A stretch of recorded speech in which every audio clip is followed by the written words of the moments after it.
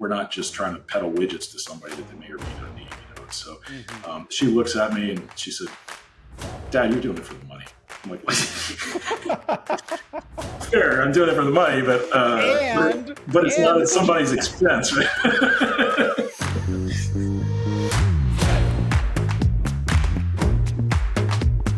Hey everyone, welcome to another episode of The Remote Investor. My name is Michael Albaum, and today I'm joined by my special guest, Bruce Fraser.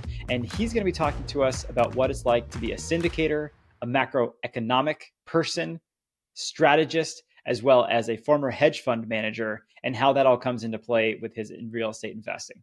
So let's get into it. Bruce, what's going on, man? Thanks for coming on and hanging out with me today. I really appreciate it. Yeah, I'd love to. I'm glad to be here, Michael.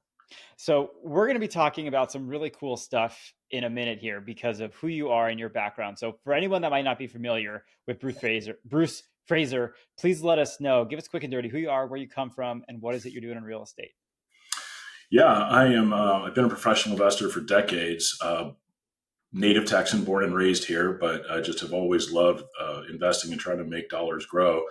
I originally was in the capital market side of the business. I was a hedge fund investor of an options-based strategy, trying to make a steady return no matter what, including through the financial crisis. And it was stressful to deliver that low-stress return stream to investors for sure, but we were able to do it, and we were at our all-time highs in the troughs of 2009. And people start asking you, "Hey, what else do you do with your money?" So, based on when you get them through, they're minus 60 with their other people, and you're at your highs. They're like, "Hey, dude, let's talk somewhere."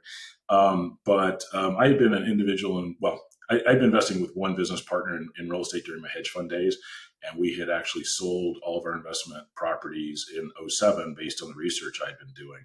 Just price to rent ratios were just hyperbolic, and it just didn't make sense. So we took our chips off the table, and it's kind of like one of those war movies where the guy next to you gets shot, and you're like, "Holy cow, that was close!" But wow.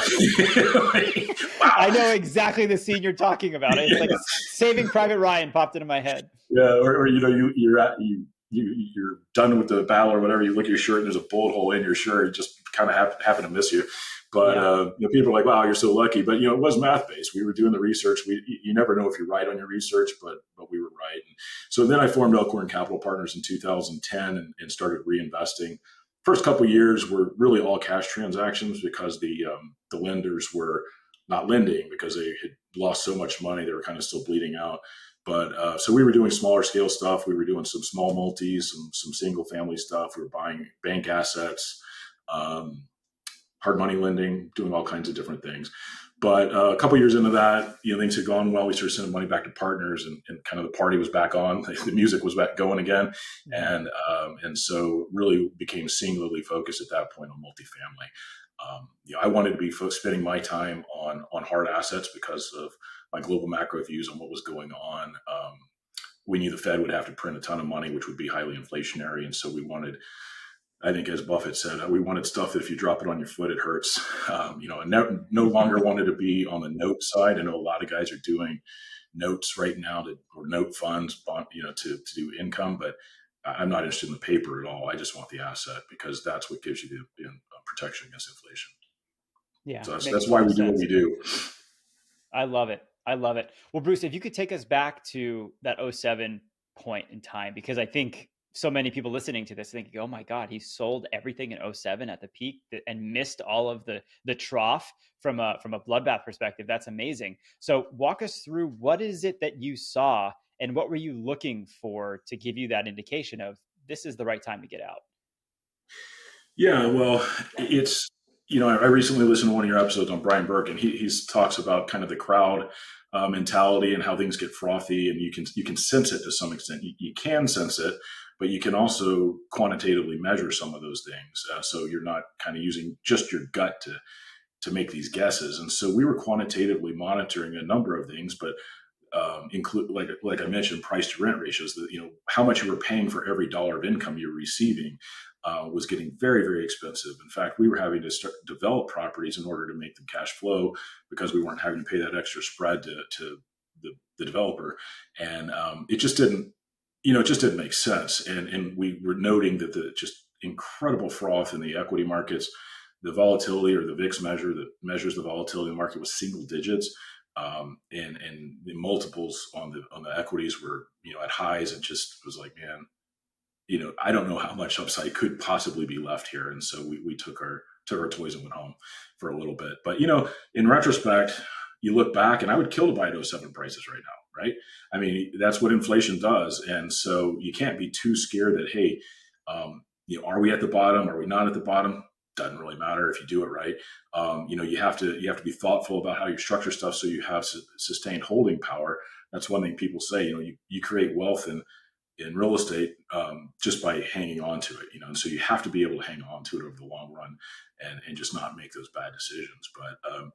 But it would have been certainly gut wrenching to go through that holding those assets. I would much rather take my chips off the table and then buy back in when things are cheap. And we've developed over the years a specialty in distressed situation acquisitions. I think part of that is just due to my aversion for paying those crazy multiples. And in real estate, as most of your listeners know, probably it's in stock markets is a PE, and so the higher the PE gets, the higher the valuation is. In real estate, they measure it using what they call a cap rate, and the lower the cap rate, the more expensive it is, which is kind of counterintuitive. But right, we just we originally, I'm based in Dallas, and like I said, born and raised here, but we don't actually invest in Dallas. We don't even look at deals in Dallas anymore. We used to in the early days. Our first deals were out the back door, and but people were paying 4 caps for C assets that we'd already had at 100% occupancy, and there's no capex plan needed or anything, and we'd already raised rents 15%. And just said, you know what, I feel obligated to take your money and move it to a cheaper market. And so that's what we did. And so now we're exclusively in secondary markets. Fundamentals in Dallas are phenomenal. Population migration, all those wonderful things, but at the same time, super hard to make some of the deals work. Other than with the assumption that you're going to flip it to the next greater fool to lower cap rate or higher valuation. And that's like a momentum stock from my other world, and that just sounds awfully risky to me. I'd rather buy something that I know I can make money on it just by holding it. Yeah, no, that makes total sense. But so to that point exactly, I want to talk to you about kind of the mindset around what you just mentioned. So on the one hand, you're looking for deals, distressed deals, where you can go in and not buy at a 4 cap, where there is some value add potential, and then sell the thing down the road for a much higher valuation, versus just holding on to the thing, buying a good solid asset in a market that has good solid fundamentals, holding it and letting the natural appreciation, organic appreciation take you for that ride. Why are you opting for one versus the other? Well, let's look at the current environment. The transaction volume seized up over the last 3 years, let's call it. The Fed started raising rates at a historically rapid rate, and that caught a lot of people off guard. A lot of people have been using floating rate debt because they could borrow slightly cheaper, maybe 50 basis points cheaper, but that's the way they made these deals pencil, because they would do a call for offers deal. They'd be at the table. They were losing all the deals. And so they're like, how do I make it work if I pay more? Well, how you make it work if you pay more is to borrow at a cheaper rate. And how do you borrow at a cheaper rate? You take the asymmetrical risk of floating rates. And we saw how that has played out. But there are a few deals that we were planning to sell over the last couple of years, and we have sold some. But at the same time, the others that are working really well, we're like, you know what, we'll just wait till we get to the other side and just pay out distributions in the meantime. Why would we sell in a market where there are very few buyers? And it just depends on the deal. We do have other people reach out to us because of our portfolio size. If they're interested in our markets, they'll sometimes just call us and say, is there anything you would let go of? And sometimes, it just depends where we are in the business plan on that. But, and to be fair, we're not, the cap rates on the assets we purchase are usually complete shit, because I hope I can say that on your podcast, but absolutely, if it's, they're non-performing. So some of these deals they're scary. Some of them, we bought 20% occupied properties, 30% occupied properties, half of it's hard down to the stud. So that's not going to be throwing off a ton of NOI. Well, so I'm probably not throwing off any NOI, not throwing off much income. And so you do a cap rate on that, it looks terrible. So what we look at really is we look at a very conservative first year pro forma, and we figure out what would the cap rate be, if we achieve this really conservative plan. And that's generally, 7+ on the cap rate side of what we're doing. Okay, so you take these things that are just beat up, non-performing, get them stabilized, and then look to exit to somebody else at say like a 7 cap. Well, no, I mean, we typically exit at lower than 7 cap. I'm just saying our pro forma on our asset I acquisition. gotcha. Yeah, yeah. So, I mean, we usually are exiting around the 6 cap in the markets we're in, 6.5 maybe. But, so many people get so wrought up about the cap rates that they're buying at or selling at. And to us, it's, the markets we're in, they're not high beta markets where, it's not super volatile. Like, things may have gone from a 6 cap to maybe a 6.5. We're 50 basis points on the cap rate can make a big difference, but, it's not going to change our business plans. And so, the stuff that we're buying, we're bringing it back online. We're not having to pump money into a new amenity and hope that we're a little bit more attractive than the property next door and we can charge $50 more. I mean, we're bringing units back online that were offline. And so, we now have a rentable unit. Do we think we can rent it? Yes. And so, we're going to make a lot more money. We're not fighting over $50 a month. We're bringing, $1,000 a month units back online. And so it really moves the dial on the equity side dramatically in that first year. I mean, we'll usually take whatever leverage they'll give us going in. And, that has varied from anywhere from 70 loan to cost to 80 loan to cost. That's different than loan to value. When it's on loan to cost, it's including the capex that you're spending. And in the deals that we do, there's usually some pretty heavy capex involved. And so some of the lenders will do 75 on the purchase price and 100 on the capex. And we're looking at 4 foreclosures right now where the purchase price will probably be a third of the all-in price per door, because we're spending 2x. Our plan would be to be spending 2x on the capex versus what we're going to be paying the bank for the doors, because they're that beaten up.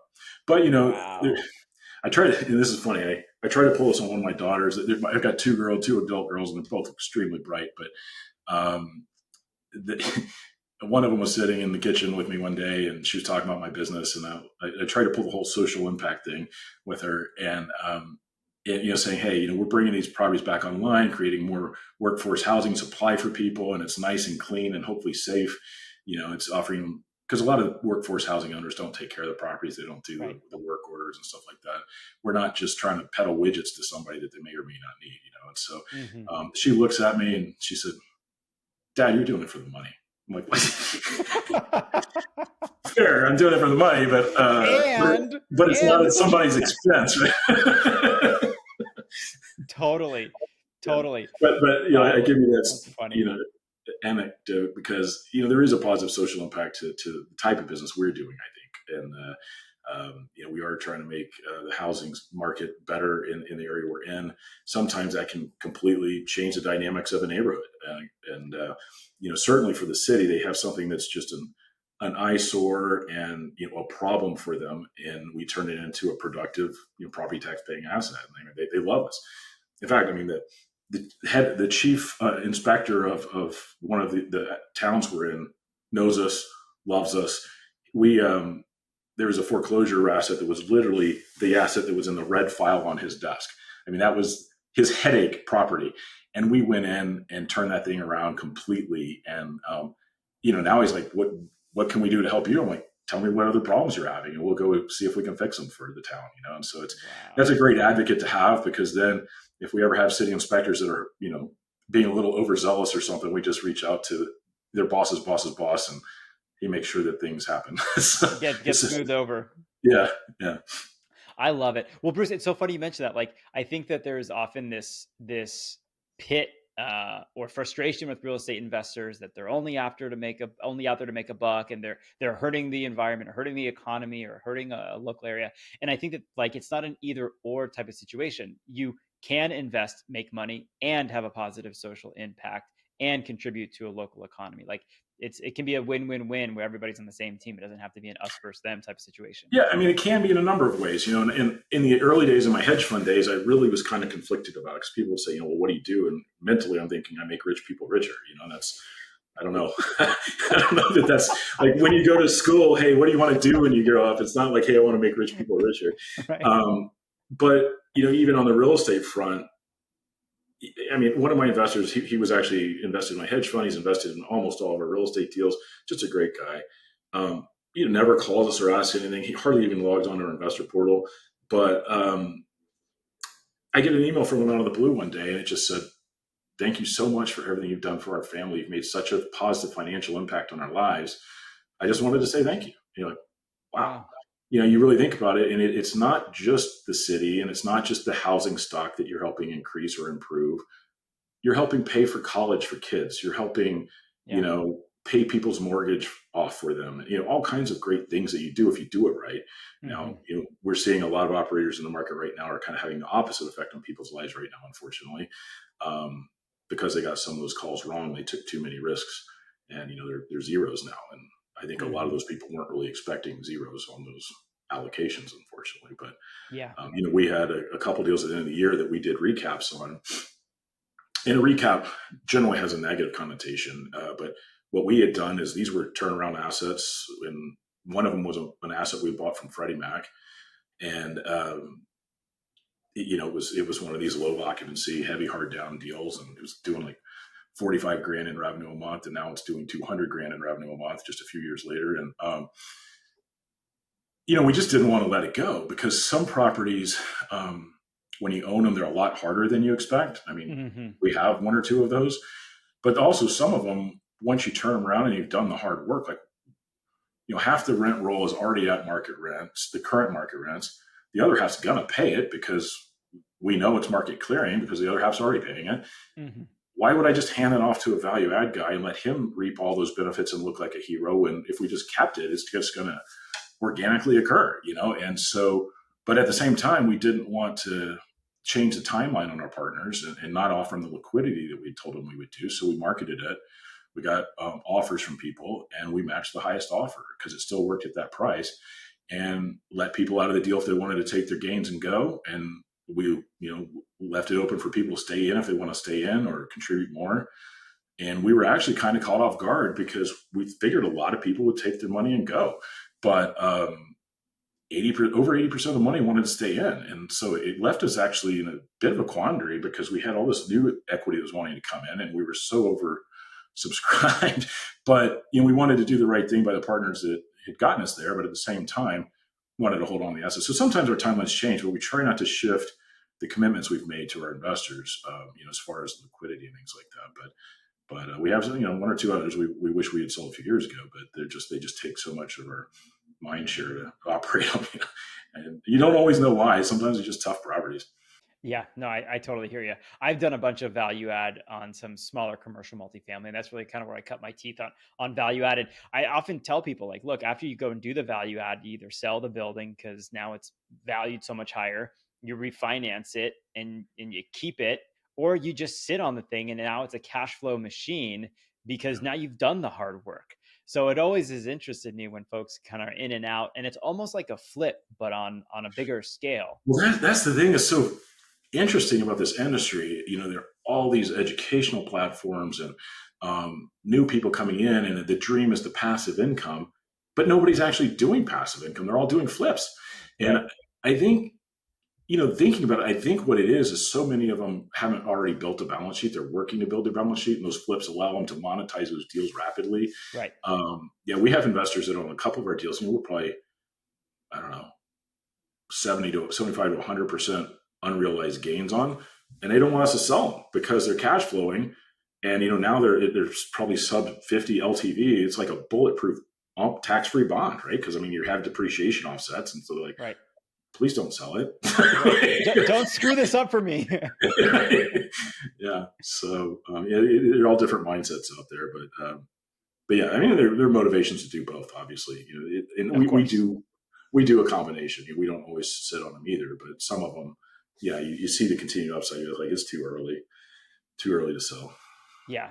Well, I think that speaks to you as an operator and you as a business plan, executing on your business plan, that you have the optionality to say, hey, let's sell this versus no, let's keep this. I think a lot of people where they got caught, and I'm very curious to hear your thoughts on this, where they got caught is they have to do one or the other. And the circumstances of the environment have to go a certain way in order for this deal to work. I mean, Right. you talked about some folks ending up with zeros. What did they get wrong? Have you done like a post-mortem and tried to get into the guts of inner workings rather? Yeah. We make mistakes all the time too. Don't get me wrong, but we try to learn and not make them again, and we try for them not to be substantive. If done correctly in real estate, you can generally insure for almost every bad scenario. A fire sit down, you're covered. If tornado hits it, you're covered. But what you can't fix is the capital stack. And so, yeah, I mean, again, a lot of people were just floating when they shouldn't have been. They had these very aggressive views on how, the hot market's always going to stay hot, and, the cap rate's going to compress. And, I get sent decks all the time, even though we never act as an LP. We only GP things just because I just don't have a great deal of trust in other people operating for me. It's a learned behavior. It's not control thing. It's a control. Let's call it what it is. I've let go of a lot of control. We've got a really great team now, but I've just seen a lot of people mess things up. Yeah. A lot of really smart people mess things up. And I mean, I had a friend reach out to me 2 weeks ago that he's actually an investor. He's a brilliant guy. He's done multiple exits in the industry he's in, and I won't say what industry because I don't want to give him away. But and he's an investor with Elkhorn and had done very well. But he went and started buying assets on his own. I didn't even know he was doing it. He reaches out to me. He's like, "Hey, can I get an hour of your time?" And that was kind of weird because we're friends, and normally you just say, "Hey, let's catch up." Mm-hmm. So I was worried because this was on a Friday evening. I'm like, "Oh, I'll talk to you Monday. Let's talk." And he showed me his stuff, and he's got a pretty significant sized portfolio. He's about to lose it all, and it's just part of it is the debt situation. Part of it's just paying highs, getting caught up in groupthink or following everybody. Hey, I'm going in this market because it's a hot market. It's one of the top markets. Everybody's buying there. Well, do the work and really dig in. Like, what's going on with supply that's coming online? What's going on with affordability? Is job growth there? Industry diversification? All these things that we look at Elkhorn that are critical to us. Like Austin, I would love to own assets in Austin. It's a super fun place to be. They've got great food. Fun places to go out. It'd be a nice place to spend the night while you're checking on your assets. But the pricing was just absurd per dollar of income you could get. Mm-hmm. And then also the massive amount of supply coming on board because it was so easy to raise money to develop in Austin. Everybody was doing it, which of course, even if you have a Class A, beautiful 2-year-old asset, you know what, you're going to have to lower rents because a brand new one went up next door that's even nicer. Mm-hmm. And then there's the affordability component. I mean, my daughter lived there for a while and she called me. She's like, "Dad, I'm going to have to move because I look at the market rents they have posted online and I just simply can't afford it." And so, we look at the average price of housing in a market we're in versus national averages. And the markets we're in, there is a lot of room to get to the national average. And so we can raise rents. People may not be happy about it. You have to manage how you do it and make sure that it's warranted, but they can afford it. And so, that takes a big risk item off the table. And there are lots of reasons I wouldn't invest in Houston. I wouldn't invest in Atlanta. I wouldn't invest in Florida. I liked the demographics. I mean, the quantitative things about Florida, but you've got asymmetrical risk with the insurance. We know that at some point over a 10-year period, several hurricanes are going to come through. And you know what? Insurance companies are going to double or triple the rates if they even offer the coverage. And a deal will not work if your insurance coverage doubles or triples, or certainly won't be able to sell it profitably. And so even if you can hold on to it. And so those are just things that we look at before we enter a market and are thoughtful about, how are we going to sell this? Who do we sell it to? I gave the same advice to, there's again, I won't name names of anybody, but there was an operator that reached out to me. He was buying an asset that was just a couple blocks south of something we own, 850 unit workforce housing property. Okay. And he was going to come in and do heavy reno work to make them really nice units because he has a construction company. So he profits from that. And then, but you look at it and you look at once it's renoed and, you've got the added value per door there and you aggregate that over 850 doors, you're talking about $100 million plus exit price. Who buys that? Your syndicator doesn't buy that in a secondary market on a C asset. That's institutional sized money. And guess what? Institutions don't buy workforce housing in secondary markets. And so I don't even know who you sell to. And I told him that before he bought it. And he bought it. And you know what? He's going to lose it this week. And so it's just some stuff, it's self-imposed injuries that I'm seeing out there that, people they get caught up in it. They get a pretty OM or they get spread too thin. This smart guy I was mentioning, his business is something different. And so he's kind of watching, but not really. And, I look at his insurance cost per door is like $1,400 a door in Atlanta. Like, what happens in Atlanta? To the, I mean, they don't have hurricanes, they don't have tornadoes. Like right. mine, I'm in Tornado Alley, and I'm less than half per door of that. Yeah, and I think it's just a matter of someone's just gouging him, honestly. And so stuff like that. His R&M, $1,400 a door. Ours is, I think, $200 a door. And so it's just how you structure things, and how you have to. You can't own Class C stuff and not have your eye on it all the time. It is a tough market. I listened to a different podcast not too long ago, and there was a guy on there. He's massive firm, a huge multi-billion-dollar firm that has lost a ton of money the last couple of years. And they're in the process of what he called consolidating investor base, which I think means they're losing a ton of investors. They're losing investors. You're reading between the lines on that one. That's how I interpreted it. But because I asked a couple of my friends, like, what's it mean to consolidate investor base? Like, I've never heard that term. I think maybe they're just losing them. It's a new technical term. Yeah, try to make it sound pretty. That's right. But they're doing capital calls and all kinds of stuff. And yet then he's saying, they're asking, well, are you buying now? They're like, oh, no, we're not going to buy now. We're going to wait a couple of years till things settle down. And when you do come back in, where are you going to go? And he's Atlanta, Houston, all these markets that we would never touch. And I'm just like, man, you're just going to do the same mistakes all over again. And I don't know how they have the size that they have. But one of the things he said was, we would never do workforce housing. Like, well, you know what? Throw all the stones you want, but we're making loads of money for people. And doing the stuff you said you would never do, and you're losing tons of money. But I think it's about, you have to do the work on the market. Like in Dallas, would I do workforce? No, because rents are probably 20, maybe 30% higher here than the markets we're in. But I would have to pay 4x for the doors. Of course, that math doesn't work. I don't know why you'd pay over $200K a door for a 60s or 70s product when you could build a new one for maybe $2.25. Like a brand new one. Like, it just doesn't make sense. But people get caught up in it. They just love the illusion or the lure of easy money. See all these people making money. Social media these days, people are posting standing in front of a jet or on some lavish vacation, and they get caught up in it. And they don't really they don't take the caution they need. Yeah. On the other side of that, though, I would say, because I know some of your investors are newer, and I mean some of your listeners are newer, and I would say don't let that scare you. I mean, some of the couple things that I've learned over the years, before I started doing this, I was at a conference trying to learn what I could, and it wasn't one of these educational conferences. It was just a bunch of owners, and it was one of these brokerage houses was doing the conference, and they always have the breakout lunches. And I sat down next to this old codger at the time, and I'm probably the old codger now, but and I asked him, hey, what advice would you give someone thinking about getting in this industry? He looked at me seriously and he said, just buy something.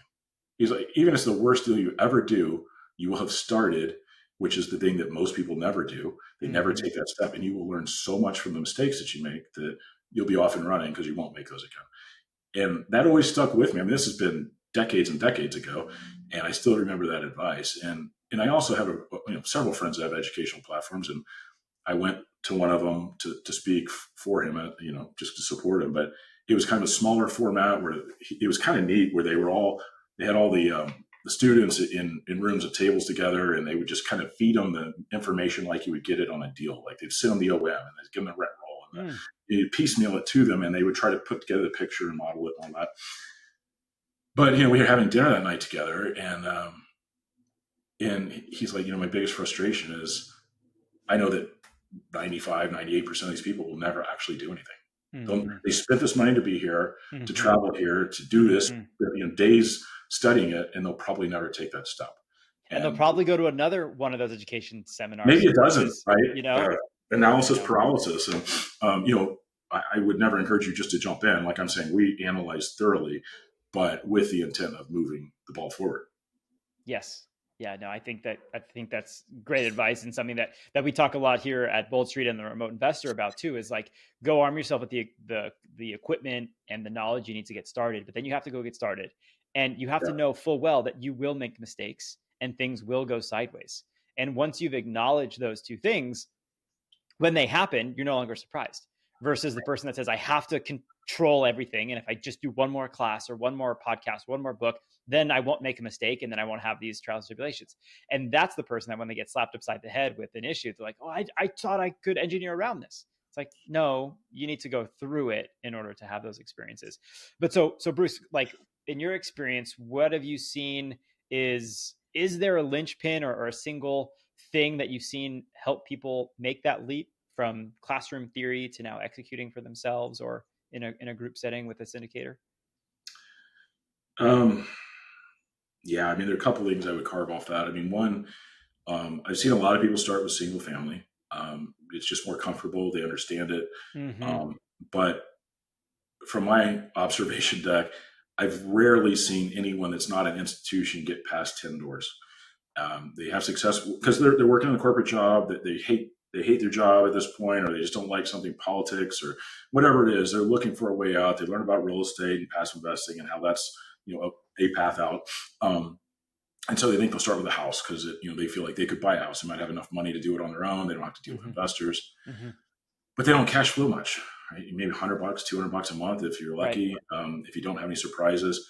And then, if they're lucky and they can refinance out and get a little more proceeds, they scale it too. And then, over a number of years, they get a handful of them and they realize this is not making me enough money to quit my job unless they're flippers, right? And flipping is a full-time job on its own. That's a job unto itself. Yeah. And it's not passive income. And so it's, it's fraught with risk as well. You have one bad AC or something and it eats out all the profit you're planning, right?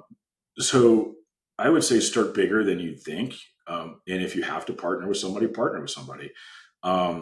There's nothing wrong with that, even if you have a tiny piece of it, because it helps you get that street knowledge that you need that we're talking about. That's not just in the classroom. Number one, it'll dissipate your fear because you will have done it and seen it and been there with people that probably or hopefully don't partner with another new person. Partner with somebody that has some experience. The blind leading the blind. Right. Well, I mean, you see that all the time. These people at conferences. I mean, I've seen people at conferences posting on the app that's for the conference, hey, come meet me in the center and we'll partner on a deal. Like, so you're advocating to partner with people you've never even met before. That's absurd. And in an environment of all new kids, like what in the world? And you ultimately get a deal that's GP'd by like 4 or 5 people. They cobble together the balance sheet of all of them because no one of them has sufficient funds. And one lives in Hawaii, one lives in Iowa, one lives in, who knows where. And then they buy a deal that's in a different market. And so it's like, who's going to be on the asset checking it? Mm-hmm. You all have full-time jobs. You all live, multiple states away. Who thought this was a good idea? And I don't think, again, I don't invest in Dallas, so I don't think you have to invest in your backyard, but it needs to be somewhere you can get to easily. Because if the best way to make sure you have success, and certainly in the early days before you have a big team, is be there and make sure that things are going okay. You can't just be hands off like the smart friend I mentioned. He was just totally hands off, and then he checked back in, and it was too late. So you have to be on it. Have to be talking to the managers. What do you need? What could help your job easier? Do you think we could get more rents? All that stuff. And so I think that's really important. Partner, even if you make almost nothing on the first deal, because the education that you will get from it will be invaluable. And and I think it's so much easier to own something that's 100 doors or more, or even 50, whatever size you want to start with, but certainly more than a single family home. And because then you have managers on site, you have people that are managing it day to day for you. It's less demanding on you, and you're not creating a new job for yourself. Mm-hmm. And so those are kind of the two things that might be counterintuitive. Don't try to make your score on your first deal. If you have to do it for nothing and just try to bring value to somebody with experience to let them shadow you, it's probably worth it. Yeah, no, I think that's great advice. I'm a little bit frustrated, if I'm not going to lie, Bruce, that you and I hadn't met 13 years ago. So you could share that with me back then, because I did the whole single family route thing till I grew. But that's another discussion. Plenty of people are successful doing that. Plenty of people I know, but totally. Yeah. You rarely see them continue doing it, though. They generally pivot into something else. 100%. 100%. I can't tell you how many investors I've worked with, because I do a lot of one-on-one coaching, and they're like, well, Michael, I'm not sure I can get started investing because I know there's a 10 loan limit. I'm like, don't worry about that. By the time you get to that loan limit ceiling, you're going to be doing something else anyhow, or you're going to do different creative financing. I have yet to meet the person that owns 10 doors, 10 properties using all the conventional loans going, well, I guess I can't invest anymore. I'm stuck. Yeah, right. I know it doesn't It just happen. doesn't happen. No. And then there's the risk profile of a single family home. You've got one tenant, they move out, you're zero income. Right. Even if you have a fourplex, it reduces it, by 4 factor, right? And so because you have 25% exposure. So it just, and if you have 100, a tenant moves out, you don't even notice. It just it doesn't impact you. And so it's a safer investment, easier to scale, easier to manage. I dig it. Bruce, we're talking about the person who's just getting started and maybe shadowing someone or participating in a deal at a much smaller capacity. I'm curious to know, they might not have much value to bring to the table at that point if they are just getting started. And so I'd be curious to get your thoughts on someone going out, doing the single family thing on their own, executing, getting that experience, and then coming to the table and say, hey, this is what my track record looks like. This is what I'm trying to do going forward. Can you help me out? Or do you think that the person who is truly just getting started, no experience, has the right, we'll call it, to be participating in that larger deal in hopes of learning? No, I don't think they do have the right to. You have to find somebody that's willing to allow that, and I think we had this conversation prior to going on air, but some people reach out to me, and someone did it this week. Hey, I need your advice on something. And I give back time, when I can, for things like that, just because I'm trying to build karma credit, like I said, in the world. And, I can't do that for everybody, but I'm never going to turn into an educational platform. It's just not my goal or my strategy.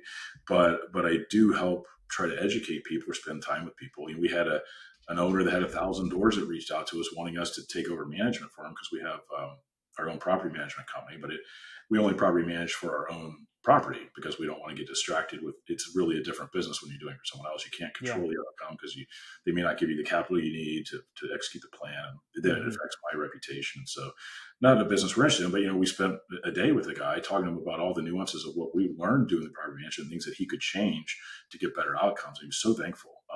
It's common sense to us because we live it day to day, but not everybody does, and they haven't learned those lessons yet. And I don't mind sharing those lessons with people. But I think I'm on the associate board at SMU, which means I basically just mentor MBA students. We make time for 1 or 2 per year, and they get access to people that have maybe in an industry that they have interest in, and they would never normally get access to. But in that kind of coaching environment,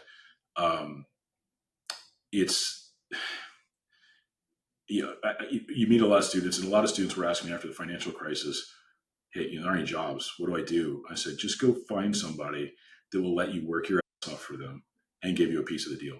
That way you're building something that can create wealth for you instead of just a paycheck.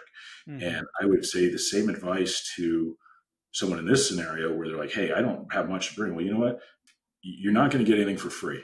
You're going to have to work hard or have more knowledge or access to capital or something. But, if you don't have the access to capital, you don't have the experience, you're going to have to work hard. And that's the only kind of checkbox that's left. And so you just offer to people that you meet, say, hey, could I come help project manage something for you? Could I be the one that goes and checks the property for you? If you need photographs of all the stairways to make sure that, they aren't cracked with a liability, or if you need me to secret shop the asset to make sure the managers are doing their job, I'll do anything. Just, let me help you get a better result. And then even if you're the guy that's checking on the stairs, you're going to pick up the other knowledge just by being around and hearing it. You're just going to pick up stuff and learn a lot. And so I would say just you have to work hard and push, and not everybody will say yes, but somebody will. Yeah. No, I think that's great advice, Bruce. I think that's really great advice. One more question before we get out of here, and only since you brought it up, because everybody on the show listening will say that I'm guilty of it. Talking about insurance, it's one of my favorite things to do because I come from the commercial large property insurance world. I grew up in the industry, for better or for worse. And so it's something I've always harped on in all of the education that I promote and talk about is like, you can't be sleeping on insurance anymore. And so what are you seeing in the market generally with your types of properties? Yeah, well, insurance cycles, better than anyone if you've been in the industry, but you may be in a market where a lot of losses are taken. Insurance companies will exit the market or significantly raise premiums. And if other people have exited the market, then they'll raise them even more. And at some point, those premiums get so rich that some other insurance companies start looking and saying, you know what? I think that's going to be a profitable thing for me to write. And so they start coming back into the market. And I think where we are in the cycle right now is we're probably we're probably over a year into that cycle of more companies coming back to the market. And so what that does for the people who are actively working on it aggressively with their broker is getting it rebid, getting it bid by everybody, getting bid by London, getting it bid everywhere. And last year we had over a 30% reduction in our premium for doing that. And because we've never filed a property damage claim. We've been fortunate enough where the damages, I mean, a lot of people probably would, because it's not that we haven't ever had any damage or any fires or anything, but they've been insignificant enough where we could pay it out of operational cash flow or, capital that we had on hand. Mm-hmm. And so that makes us look like a potential large profit to an insurance company, because they look at that and go, what do we think he's going to keep doing what he's been doing? And, is this going to be the one bad year? And, you just don't know. We don't know what's going to be thrown at us either, but make yourself as attractive as possible, because they don't, they're not going to lower your rents lower your premiums just to lower them. Again, you have to do the hard work. You have to make yourself as attractive as possible. We do things like every 3 months, every property, our maintenance team, they monitor the stairs. They go up and down. If any of them are cracked, we replace the tread. It's $45. Probably saves a slip and fall claim. It could be significant. Number one, most slip and fall claims are fraudulent, at least in my experience. That's what we've experienced. But you also don't want someone to actually slip and fall and hurt themselves. I mean, right. You don't want that. And so if you could prevent that from happening with nominal amounts of dollars, then you do it. Other things we do to make ourselves attractive, some of these distressed properties we buy, if you're a tenant in a 20% occupied property or receiver owned property, you probably don't have any other choices, to be frank, and that's for a reason. Either you have criminal history, you're just not a nice person, whatever the reason. Maybe you're doing something that you don't want eyes on you while you're doing. And so generally when we buy a low occupancy property, we assume we're going to take it to zero. Now we won't immediately take it to zero, but it's very rare that a tenant that was there before we bought it is going to be there 2 years later. And so one of the things we do, we found really good industrial grade or commercial grade solar lights, because wiring for lighting is expensive and hard. Like we can't put one there because of this roof structure or that. Mm-hmm. And so we have these things and they just screw on anywhere you want. And you can control them by the ground with a remote control. We light the place up like a freaking prison yard. And it doesn't cost us any electricity. A few $100s a unit for these items, put 20 or 30 of them on a property. It's a pretty nominal cost. And the people that want to be in the shadows, there are no more shadows. And so they scurry away just like roaches would. And so that's something that we do to try to prevent crime on the property. Now, you get a couple hundred people in any one place, there are going to be some crazies. There always are, no matter how nice the property is. And you can't control domestic violence, sadly, or some of these other things. But so things do happen, but you try to eliminate the stuff you can eliminate. And we also use stovetop fire stops, which are these like little things that look like sternos, but they have these industrial magnets that stick underneath the vent hoods. And so they're really hard to remove. And they're not triggered by smoke, only by the flame itself. And so it absolutely shocked me how some people will literally leave something on the stovetop and go run errands for the day. And not in the oven, that I could get around, but like literally on the stovetop. On top. And, that obviously is going to result in a fire at some point during the day if you leave it long enough. And so these help mitigate the damage. So insurance companies love to see that. And they're not going to give you explicit credits for them, but they may say, okay, we'll look at you to insure, whereas before they may have said we don't want to insure you. And so the more people you have looking at it, the more competition you have for your policy, then the better off you'll be. And we do ours on a master, so someone that tapes our coverage, it's spread across thousands of doors instead of just one asset, and that helps reduce the risk for them, because even if there's something that happens at one property, the others will help them get profit back from nothing happening at those properties. Mm-hmm. Mm-hmm. No, I love. Did that answer your question? It totally did. It totally did. I love the fact that you're being proactive as opposed to reactive, because I think so many people are behind the eight ball and trying to go get insurance and get absolutely hosed. No, totally. I mean, most of them reactive. They get the renewal. They're like, oh my gosh, I went up 30%. Like, well, yeah, if you let them do it, it's going to happen. And sometimes you can't help it. It's just the nature of the market. Right. I mean, where we are when we started in the market, I think it was $250 a door. And I know that's not really how insurance people think about it, but that's how we think about it.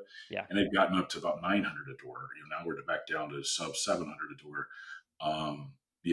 actually for better coverage, which I was shocked.